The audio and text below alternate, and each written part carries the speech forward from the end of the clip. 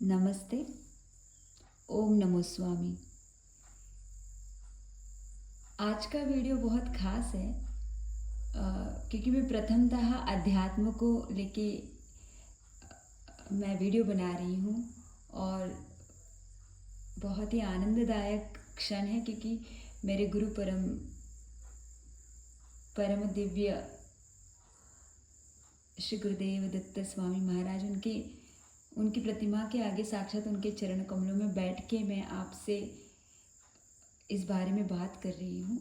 और ये उनकी कृपा है कि मुझे ऐसा लगा कि मुझे अध्यात्म को लेके अब लोगों के लिए अपना अनुभव साझा करना चाहिए और उनकी मदद अगर मुझसे हो सके मेरे ज्ञान के थ्रू तो वो मुझे करनी चाहिए। और मुझे लगता है कि YouTube बहुत ही अच्छा ज़रिया है जिसके ज़रिए आप बहुत सारे लोगों तक पहुंच सकते हैं और बहुत सारे लोगों की आप मदद कर सकते हैं आपके ज्ञान के थ्रू। आपने जो भी अनुभव किया है आपकी आध्यात्मिक यात्रा में और उसके ज़रिए आप बहुत सारी चीज़ें लोगों से साझा कर सकते हैं।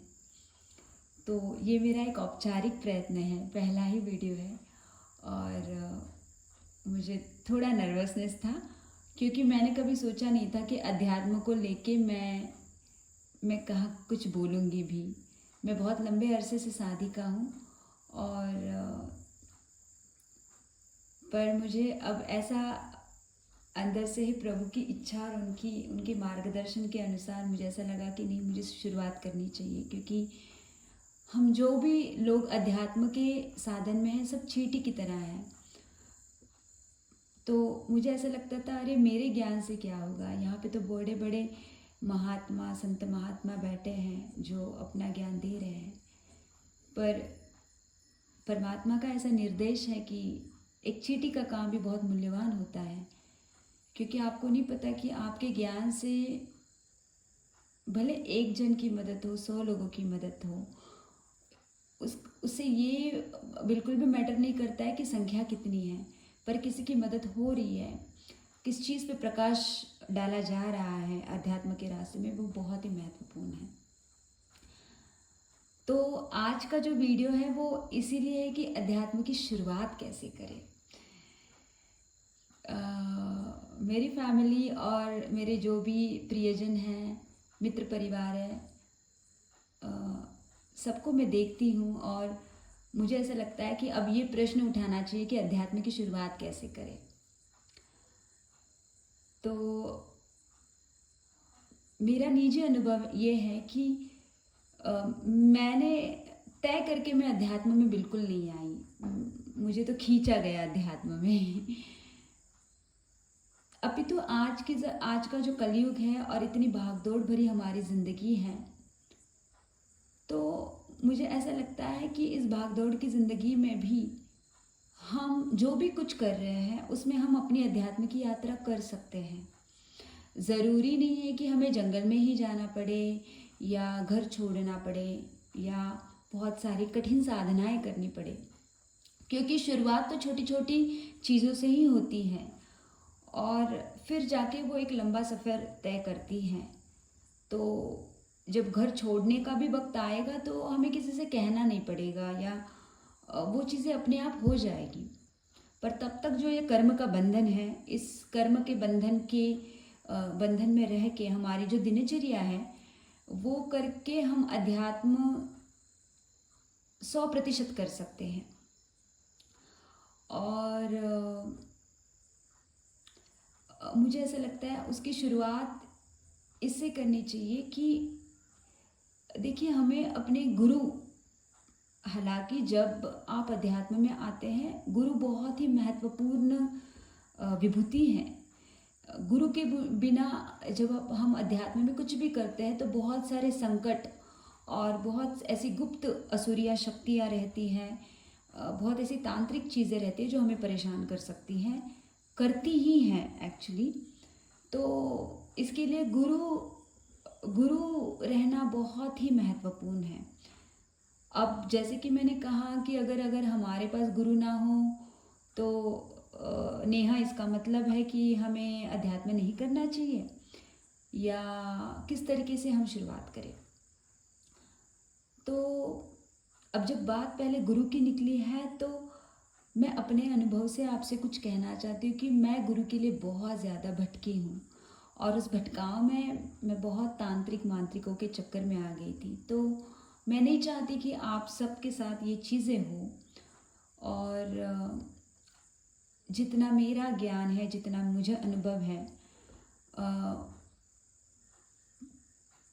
परम श्री गुरु दत्तात्रेय महाराज सब गुरुओं के परम गुरु हैं। तो अगर अब तक आपको गुरु नहीं मिले हैं, तो आप श्री दत्तात्रेय भगवान को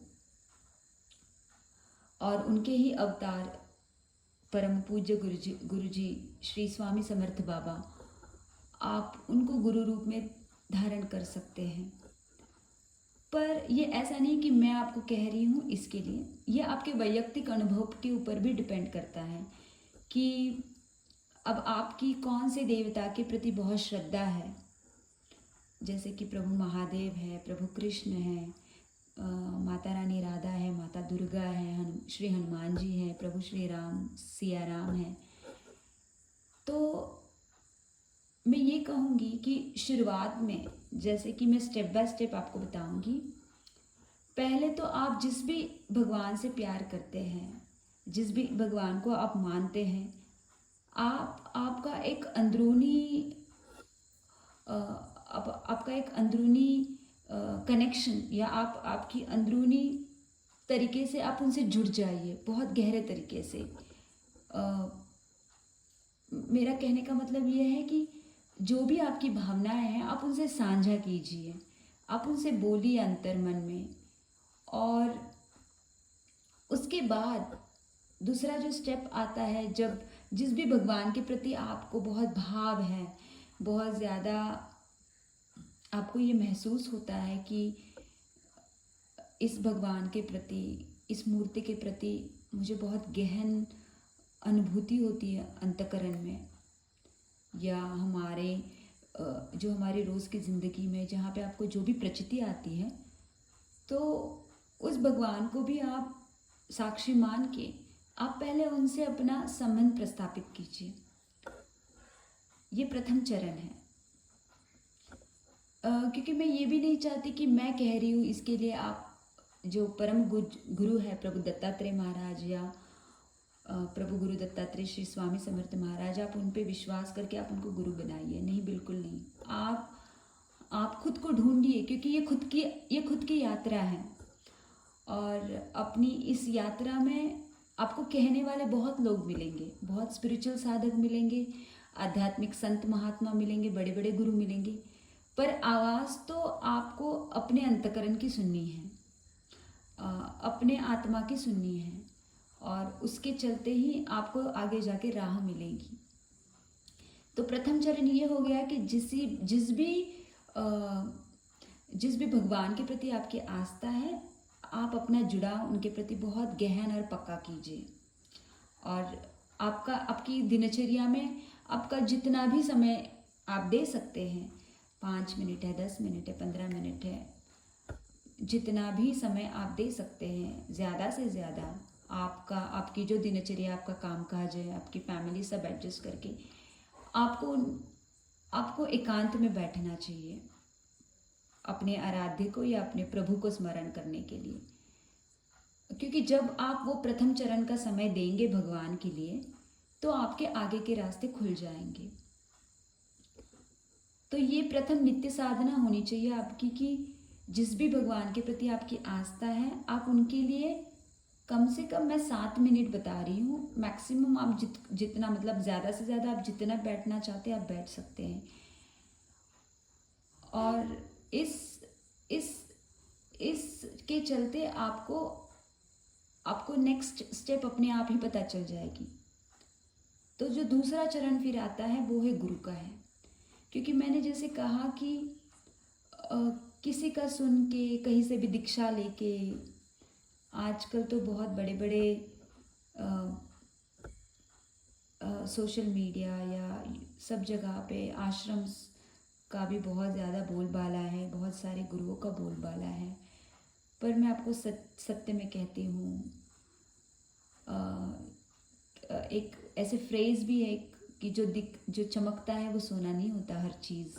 तो यही बात यहीं पे भी लागू पड़ती है कि बहुत सारे लोग हैं, और मैं आपको सत्य में बता रही हूँ, आप कभी नहीं समझ पाएंगे कि असली कौन है और नकली कौन है। अगर आप बहुत ही नए हैं आध्यात्मिक साधना में और आपने कभी साधना नहीं की और भगवत प्राप्ति के लिए और आप भगवत मार्ग पे चलना चाहते हैं, मैं सत्य में कह रही हूँ, आप कभी नहीं पहचान पाएंगे, क्योंकि इतना चमकदार वातावरण तैयार किया गया है। मैं नाम नहीं लूँगी, पर बहुत सारे तथाकथित जो खुद को गुरु कहलाते हैं, अगर मैं स्पष्ट रूप से कहूँ तो वो तो हमारे सनातन के लिए भी बहुत अच्छी चीज़ नहीं है, जितना मेरा अनुभव है।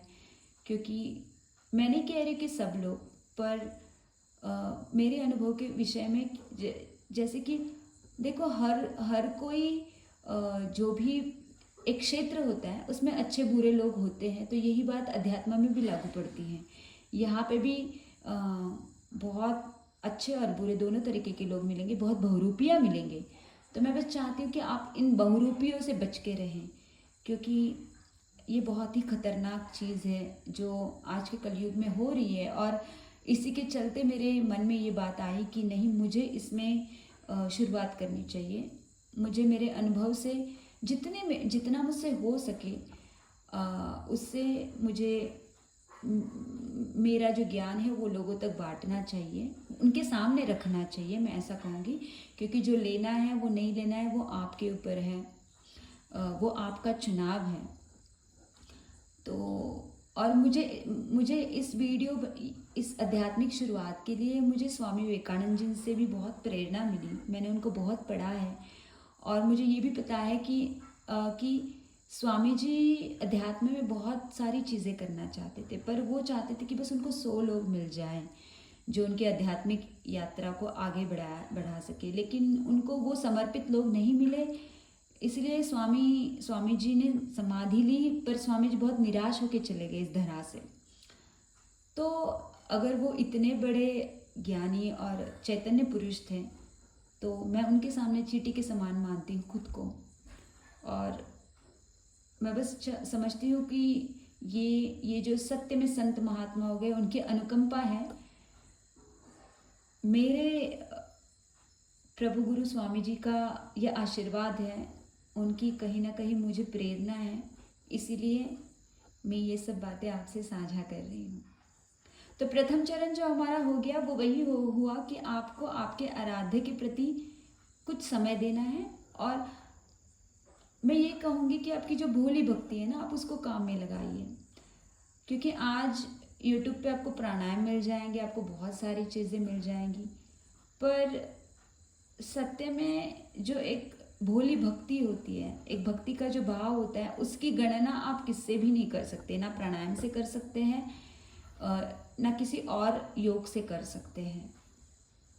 क्योंकि कहते हैं कि भाव के बिना भगवान आपको कभी नहीं मिलेंगे। आप जितना चाहे क्रिया योग कर लो, आप जितना चाहे योग कर लो, पर भाव के बिना, अंतर्गत भाव के बिना वो संभव ही नहीं है। तो अगर आपने क्रिया भी कर ली, प्राणायाम भी कर लिया, सब चीज़ें कर ली, पर अगर आपके अंदर वो भाव नहीं है जुड़ने का भगवान के साथ, तो आप सफल नहीं हो सकते।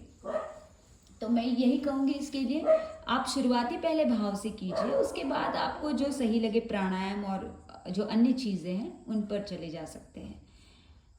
तो अब क्योंकि मैंने प्रथम चरण बताया है कि आपको आपके आराध्य के साथ जुड़ने की कोशिश करनी है, तो अब प्रश्न ये भी उठता है कि हमारा मन नहीं लगता है, बैठने का मन नहीं करता है, हमें नहीं पता कैसे जुड़ना है। बहुत सारे प्रश्न रहते हैं इन सब इस श्रृंखला में भगवान से जुड़ने की, अपने आराध्य या आप जिस भी भगवान से प्यार करते हैं, जहाँ पे आपका विश्वास है, उनसे जुड़ने के लिए। तो मैं ये कहूँगी उसके लिए बहुत सारे साधन हैं, पर मैंने जो प्रथम आपको एक तरीका बताया वो बहुत सबसे आसान है कि आपका जो भी सुख दुख है पहले आप उनसे साझा करना शुरू कर दीजिए। आप समझ लीजिए इस बात को कि वो उनका अस्तित्व है। चाहे आप गणपति जी को माने, माँ दुर्गा को माने, मैंने जैसे कहा, श्री साईं बाबा को माने, जिस भी भगवान मूर्ति से आपका प्रेम है, पहले आप ये धारणा बना लीजिए कि वो है। ऐसा नहीं कि आप आकाश में बात कर रहे हैं या आप हवा से बात कर रहे हैं।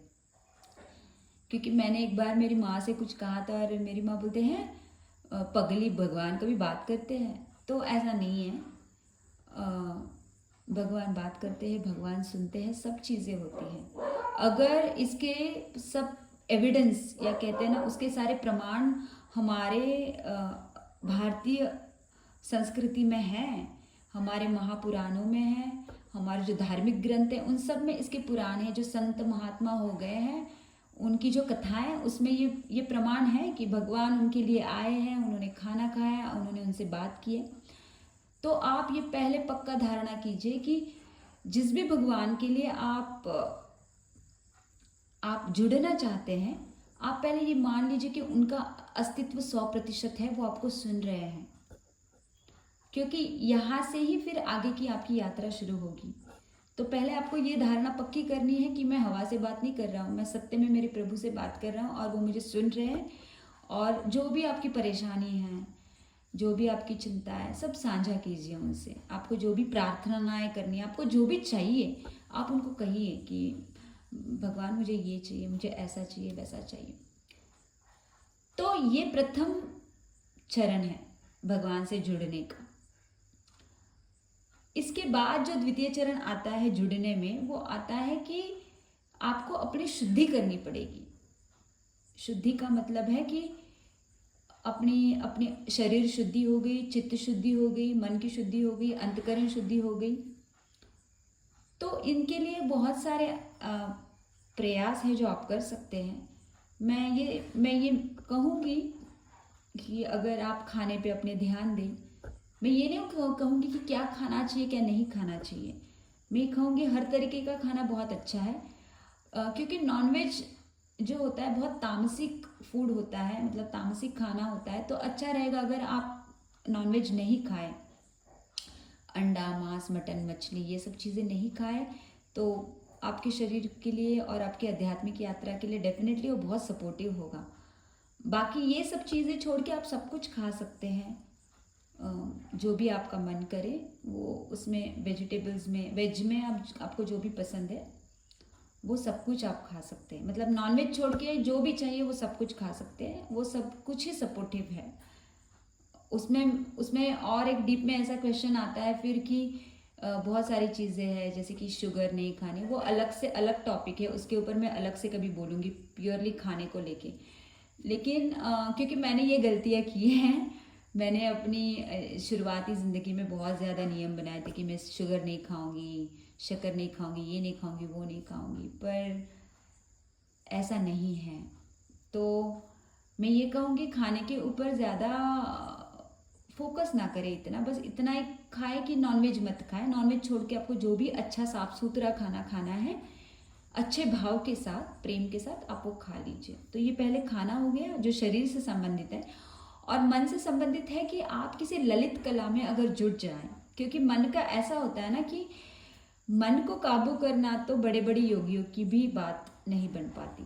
मतलब हर किसी का प्रयास, वो एक्चुअली अध्यात्म का जो मूल केंद्र है वो मन पे ही आके रुकता है। तो मैं ये कहूँगी आपको कि आप किसी ललित कला में, जैसे कि शास्त्रीय संगीत हो गया, शास्त्रीय नृत्य हो गया, शास्त्रीय वादन, जो हमारे प्राचीन ग्रंथ है, संस्कृत भाषा का अध्ययन, या हमारी जो भी मातृभाषा है उसमें जो भी ग्रंथ या पुस्तकें लिखी गई उनका पठन, उनका वाचन, ये सब चीज़ें मानसिक तौर पे बहुत ज़्यादा कारगर होगी।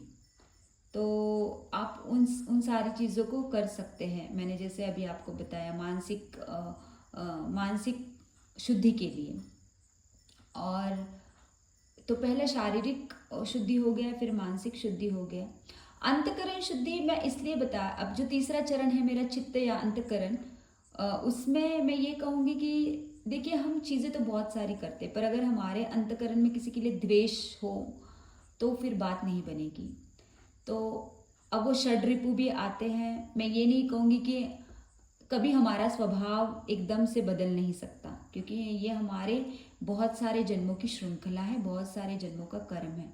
लेकिन उस स्वभाव में सुधार डेफिनेटली हो सकता है। तो अगर जैसे कि आप अगर शारीरिक तौर पे खाने पे ध्यान दोगे तो उसका असर आपके चित्त पे, अंतकरण में पड़ेगा।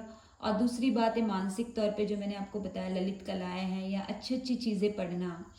और मैं ये कहूँगी क्योंकि आजकल मोबाइल और इंटरनेट से बहुत सारी चीज़ें हमारे आँखों के सामने चल रही हैं, तो अगर वो ना ही देखें आप तो आपके लिए अच्छा होगा। क्योंकि आँखें जो है हमारी, हमारा पूरा शरीर अन्न ग्रहण करता है, एक हर तरीके का अन्न ग्रहण रहता है। तो ऐसा नहीं कि हम बस खाना खाते हैं वो अन्न ग्रहण रहता है, हमारी आँखें भी जो भी देखती है वो भी एक अन्न ग्रहण ही है। तो कोशिश कीजिए कि वो जो व्यभिचारी चित्र है, या आजकल तो अभी फिल्में भी ऐसी है कि बहुत सारी चीज़ें तो मतलब मतलब युग ही ऐसा हो गया कि आप कितना दूर हटेंगे उन सब चीज़ों से, तो वो आंखों के सामने आ जाती है। पर फिर भी कोशिश कीजिए कि ऐसी व्यभिचारात्मक चीज़ें आप ना देखें। ऐसी चीज़ें जो आप में काम, क्रोध, मद, मत्सर, षड्रिपों को बढ़ा दे, ऐसी चीज़ें आप ना देखें, तो आपकी शुद्धि में ये बहुत सारी चीज़ें असरदार होगी। तो अंतःकरण शुद्धि में आपको इस बात का पहले ध्यान रखना है कि आपको किसी का द्वेष नहीं करना है दिल से। मतलब अब ठीक है, किसी ने आपके साथ बुरा किया तो आप उससे संबंध तोड़ सकते हैं, आपसे एक दूरी बना के रखें, पर आप द्वेष की भावना ना करें तो अच्छा है। अब जैसे कि किसी ने असुरी काम किया तो आप भगवान को बोल सकते हैं कि इसको दंड दो, क्योंकि इसने असुरात्मक कार्य किया है। तो उस भावना के अनुसार आपको जो भी लगता है वो आप अपने भगवान से साझा कर सकते हैं, पर आप दिल में उनके लिए द्वेष ना रखें, क्योंकि सभी परमात्मा का अंश है और परमात्मा को भी उतनी ही चिंता है जितनी हमें चिंता है। तो वो ये सब उनकी ही आशीर्वाद और उनके ही मार्गदर्शन और उनकी ही अनुकंपा से ये पूरा ब्रह्मांड चल रहा है। तो हम अब बस अपने भगवान को कह सकते हैं कि भगवान हमें इससे तकलीफ हो रही है, इसका आप जो भी है कुछ कर दीजिए आपको जो सही लगे। लेकिन हमारा चित्त हमेशा प्रसन्न रहना चाहिए और ऐसे सारे विकारों से दूर रहना चाहिए। तो मैंने जो प्रथम विकार वही बोला कि द्वेष, क्योंकि ये महाविकार हैं, इसकी जड़ें बहुत बहुत ही गहन है बाकी के विकारों से। तो बस आप इस पर काम कीजिए। तो बस ये जो मैंने कहा आपको शारीरिक, मानसिक और ये चित्त को लेके, अंतकरण को लेके, अगर आप इन तीनों चीज़ों का ध्यान रखेंगे तो ये जो आपका प्रथम चरण है भगवान से जुड़ने का, वो बहुत ही आसान हो जाएगा। और फिर वो जो द्वितीय चरण आता है जो है गुरु, कि हमें गुरु कैसे मिलेंगे, तो अब उसको मैं उत्तर रहित ही रहती हूँ और ये वीडियो को विराम देती हूँ, क्योंकि आप जब ये प्रथम स्टेप करेंगे उसके बाद आपको कुछ निजी अनुभव आएंगे। उसके बाद जो दूसरी स्टेप है कि हमें गुरु कैसे मिलेंगे, उसके उत्तर थोड़े थोड़े खुलने शुरू हो जाएंगे। और मैं नेक्स्ट वीडियो करूँगी तब मैं स्पेसिफिकली इसी के बारे में बोलूँगी कि कैसे गुरु को ढूंढे। आप सबका मंगल हो। और मुझे बहुत अच्छा लगा, प्रथम वीडियो मैंने आपसे साझा किया, मेरे श्री परम गुरुदेव को साक्षी रखें और सबका मंगल हो, सब पर प्रभु श्री गुरुदेव की अनुकंपा रहे। हरि ओम, नमस्ते, ओम नमो स्वामी।